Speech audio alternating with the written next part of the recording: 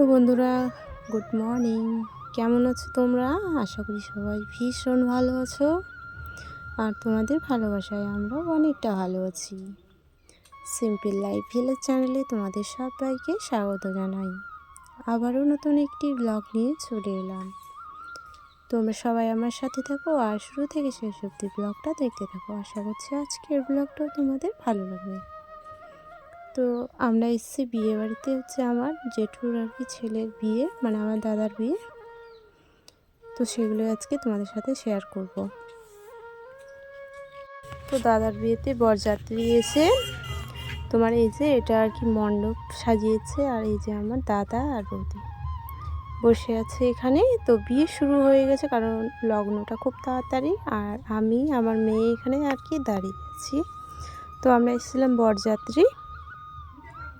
তো আমার জানো দাদা আর একটা ভাই, মানে দু ভাইয়ের আর কি একসাথে বিয়ে হচ্ছে। তো ওই ভাইয়ের বরযাত্রী আর কি আমরা যাইনি।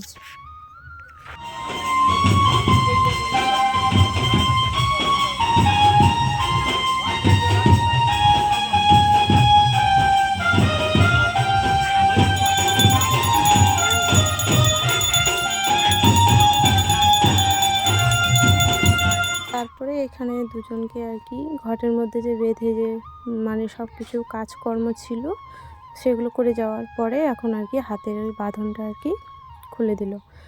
তো তো তারপরে এখন আর কি বিয়ের আর কি শেষ পর্যায়ে যেগুলো কাজ আছে তো সেগুলো আর কি হবে।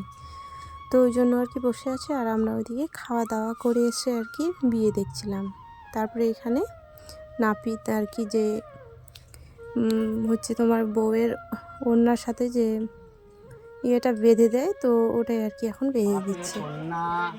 গৌরী শঙ্কর বসিল মাড়বায়, নাপিত বসন ব্রহ্মজ্ঞানী, বামে বসে গৌরী, ডানে বসে হর, সর্বজন বল গৌর গৌর।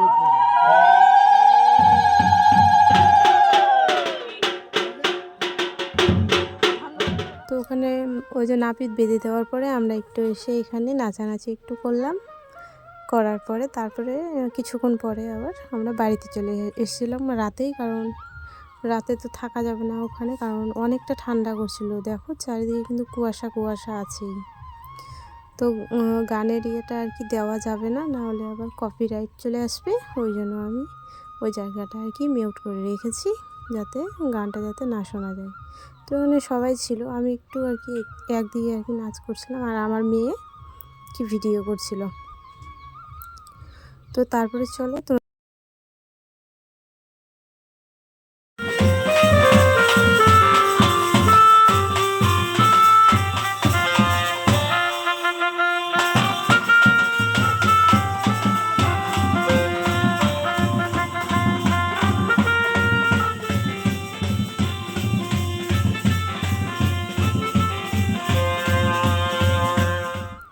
এখন আর কি যৌতুক আর কি পড়ার পরে এখন কলা গাছগুলো আর কি জলের মধ্যে ভাসাবে, তো তার জন্য এসছে। তো এই যে এখানে আমার এটা হবে দাদা, আর পিছনে যেটা আর কি আছে বর বেশে, তো ওটা হবে আমার ভাই। তো দু ভাইয়ের একসাথে বিয়ে হচ্ছে, তো ওই ছোটো ভাইটার আর কি বরযাত্রী আমরা যেতে পারিনি, কারণ দাদার গেছিলাম, আর মানে ভাগ হয়ে গেছিলাম, কেউ কেউ এটাতে গেছিলাম, কেউ কেউ ওটাতে গেছিলাম। তো এরকম করে এখানে বড় দাদা বৌদি আছে।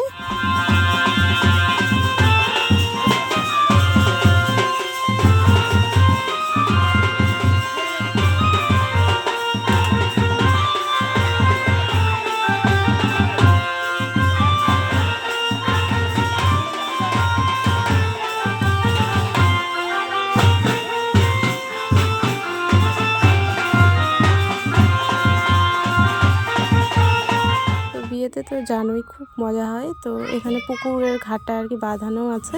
তো এখানে এখন কলা গাছগুলো ভেসে দিয়ে আর কি বিয়ের আর কি কাজগুলো সব সম্পূর্ণ হলো। আর হলুদ মাখানোর ওগুলো ভিডিও আর কি আমি দিতে পারিনি, কারণ রাত জেগেছি, তাই ঘুমিয়ে পড়েছিলাম। তো ওই জন্য আর কি ভিডিও আর কি করা হয়নি। তো দুই ভাইয়ের বিয়ে, তো কলার গাছ মনে করো যে 10টার মতো, 4টা আর একটা মানে বরটা নিয়েছিল, ওটা দিয়ে 5টা করে 10টা কলার গাছ। তো এখন জলের মধ্যে আর কি ফেলে দিবে। ফেলে দেওয়ার পরে যেগুলো নিয়ম আছে আর কি সেগুলো করবে।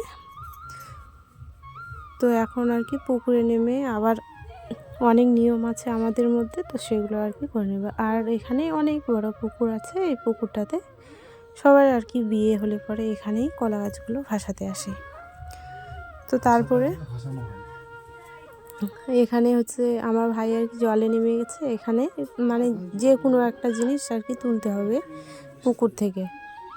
তো এখন আর কি পুকুর থেকে আর কি তুলে নিল, কেউ মাছ পেয়েছে, কেউ আবার অন্য কিছু পেয়েছে। তো যেই হোক আর কি, ঝিনুক হোক, শামুক, টাকুয়া, যে কোনো জিনিস পেলেই হলো। তো এরকম এটা আমাদের মধ্যে আর কি নিয়ম। তো এখান থেকে একদম বাড়িতে আর কি চলো যাওয়া যাক। আর ভিডিওটা তোমাদের কেমন লেগেছে, আমাদের বিয়েবাড়ির ভিডিওটা অবশ্যই কমেন্ট করে জানিও। তো চলো তোমরা সবাই সাথে থাকো আর ব্লগটা আর কি শেষ অবধি দেখতে থাকো। তো কলা গাছগুলো জানো ভেসে দিয়েছে পুকুরে, তো ওটা আমার আর কি দিদি হবে, আমার জেঠুমে। তো কলা গাছগুলো দূরে আর কি ভেসে দিয়ে আসলো। তো চলো এখন আর কি সবাই বাড়িতে আর কি রাস্তা দিয়েছি। তো চলো। আর এখানে জানো মানে কলা গাছ ভাসিয়ে আর কি দেওয়ার পরে এখানে আর কি ছেলে বাচ্চা আর কি কোলে নিতে হয়। তো এটা হচ্ছে আমার ভাই আর সামনেরটা হচ্ছে দাদা। তো এখন আর কি কোলে বাচ্চা নিয়ে আর কি চলে আসলো।